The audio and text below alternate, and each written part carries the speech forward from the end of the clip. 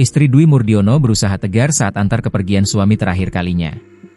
Isak tangis mewarnai rumah duka korban kecelakaan pesawat ATR 42500 asal Bogor yang jatuh di Gunung Bulu Saraung, Sulawesi Selatan, Dwi Murdiono.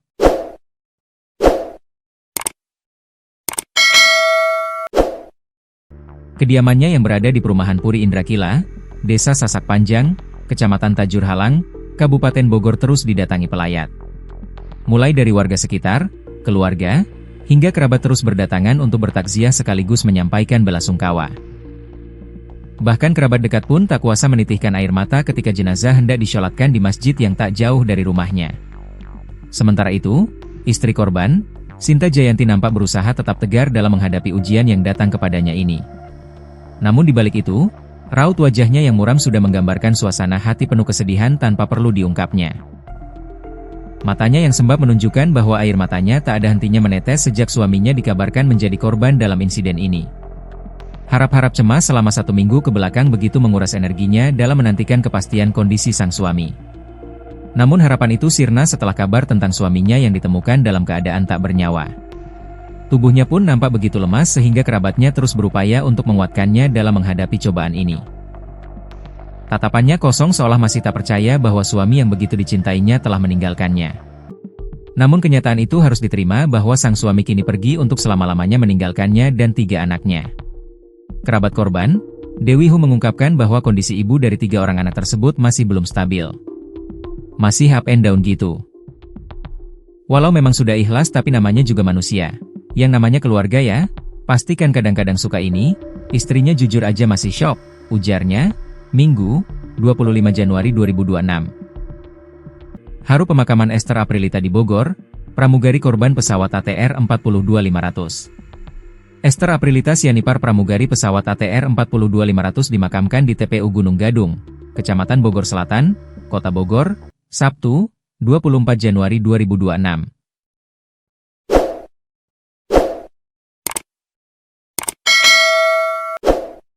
Pemakaman dimulai pukul 12.50 waktu Indonesia Barat. Peti jenazah Esther dikeluarkan dari mobil ambulans dan langsung digotong menuju liang lahat.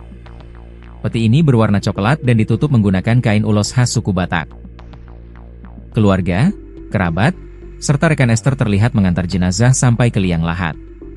Mereka mengelilingi liang lahat dan mendengar pendeta memimpin doa. Keluarga inti dari Esther pun terlihat membawa nisan serta karangan bunga. Suasana haru terasa saat peti jenazah mulai diturunkan ke liang lahat dan ditutup menggunakan tanah. Isak tangis terdengar lirih dari keluarga serta kerabat Esther yang hadir di pemakaman. Sejauh ini, pukul 13.45 WIB, proses pemakaman masih berlangsung. Sebelumnya, sebelum dimakamkan di TPU Gunung Gadung, jenazah Esther disemayamkan di rumah dukanya yang berlokasi di Komplek Perumahan Bukit Rancamaya, Desa Ciherang Pondok, Kabupaten Bogor sejak pagi tadi. Jasad Esther disimpan di dalam peti berwarna coklat. Kain berwarna coklat juga terlihat dipasang. Sejumlah kerabat dan rekan almarhumah mengaku sangat terpukul atas kepergian Esther yang dikenal sebagai sosok pribadi yang ramah dan periang. Kehadirannya kerap membawa keceriaan di tengah lingkungan pertemanan maupun keluarga. Catline, 25, salah satu sahabat dekat Esther, mengungkapkan rasa kehilangan yang mendalam. Ia mengaku telah bersahabat dengan Esther sejak 15 tahun lalu. Saya sahabatan sudah 15 tahun. Dia itu periang, suka menghibur teman-teman, kata Catline. Kebaikan pramugari Florencia semasa hidup, aktif bantu anak kurang mampu. Florencia Lolita Wibisono pramugari yang tewas dalam kecelakaan pesawat jatuh ternyata punya rekam jejak yang mengesankan. Florencia merupakan pramugari pesawat ATR 42500 yang jatuh di Gunung Bulu Saraung. Semasa hidupnya, pramugari ini karib disapa Olen, aktif berkegiatan sosial dan peduli pada anak-anak kurang beruntung. Pramugari Florencia Wibisono atau yang akrab disapa Olen masuk dalam daftar korban jatuhnya pesawat ATR 42500. Jenazah Olen merupakan korban kedua yang ditemukan tim SAR pada Senin, 19 Januari 2026, dan berhasil diidentifikasi pada Rabu, 21 Januari 2026. Kabid Dokes Polda Sulsel, Dr. Muharis mengatakan bahwa pihaknya langsung melakukan identifikasi korban kedua yang diterima Bidokes Polda Sulsel pada Selasa, 20 Januari 2026, malam. Jenazah dengan nomor postmortem 62B. 01 cocok dengan antemortem nomor AM004 teridentifikasi sebagai Florencia Lolita Wibisono, jenis kelamin perempuan, umur 33 tahun, dengan alamat apartemen Watt Tower A Unit 216 Buleleng, Jakarta Timur, kata Dr. Muharis dikutip dari Kompas.com, Rabu, 21 Januari 2026. Tim DVI gabungan yang melakukan identifikasi korban, terdiri dari tim DVI Bidokes Polda Sulsel, tim DVI Pusdokes Polri, tim Iden Polda Sosial, tim Pusiden Polri, dan Departemen Forensik dan Medikologal Fakultas Kedokteran Unhas. Tim DVI gabungan melakukan pencocokan medis korban melalui identifikasi sidik jari dan data gigi. Melalui sidik jari, data gigi, properti, dan ciri medis, paparnya. Setelah resmi dinyatakan gugur dalam tugas, kebaikan-kebaikan Olen semasa hidup menjadi cerita yang banyak diungkap di media sosial. Satu di antaranya diungkap oleh Joelle Gabriela melalui akun Instagram Joelle Gabriela.